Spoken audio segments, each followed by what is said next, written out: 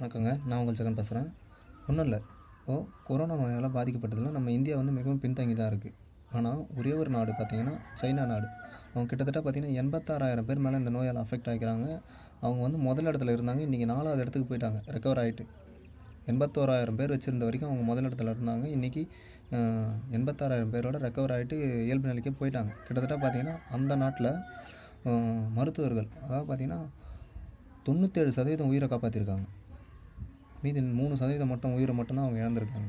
இதுலேருந்து என்ன தெரியுதுன்னா, அவங்க அந்த அளவுக்கு வந்து பார்த்திங்கன்னா ஸ்டடி பண்ணாங்க, கண்ட்ரோலிசம் கொண்டு வந்துட்டாங்க. ஆப் வச்சு கண்காணிச்சாங்க.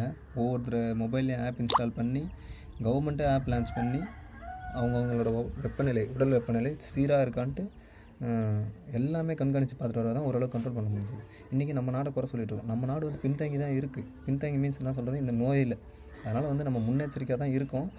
இருந்தாலும் நம்ம இருக்க பீரியட் அதாவது பார்த்திங்கன்னா கொஞ்சம் நம்ம விழிப்புணர்வாக இருந்தால் எல்லாமே நம்மளால் கண்ட்ரோல் பண்ண முடியாமல் இல்லை. ஏன்னா நம்ம நாட்டை பொறுத்த வரைக்கும் high level people floating based country. அதாவது பார்த்திங்கன்னா மக்கள் தொகை நகர்ந்து கொண்டே இருக்குன்னு நினைக்கிற ஒரு தேசம் நம்ம நாடை பொறுத்த வரைக்கும். அடர்த்தியாக வளர்கிறது வேணும். அதனால தான் இது இல்லாமல் பார்த்திங்கன்னா இன்றைக்கி நிலைமைக்கு 7,84,000 பேர் கிட்டத்தட்ட இந்த நோயால் பாதிக்கப்பட்டிருக்காங்க. ஒரு 38,000 பேர்கிட்ட 34,000 பேர்கிட்ட இறந்துருக்காங்க. நம்ம வந்து விழிப்புணர்வாக இல்லைன்னா எதுவுமே பண்ண முடியாதுங்க. ஏன்னா உலகமே வந்து இன்றைக்கி வந்து பதச்சிட்ருக்கு. இந்த நோயிலேருந்து மீண்டு வர முடியுமா என்னன்ட்டு. ஒட்டுமொத்த நாடும் வந்து இந்தியா நாட்டை பார்த்துட்ருக்கு. இவங்க இதை எப்படி ஹேண்டில் பண்ண போகிறாங்க, எப்படி வந்து சுச்சுவேஷனை ஃபேஸ் பண்ணிகிட்ருக்காங்க என்னன்ட்டு. இழப்பீடு இல்லைனாலும் நம்மளோட உயிரை நம்ம தான் பாதுகாத்துக்கணும்.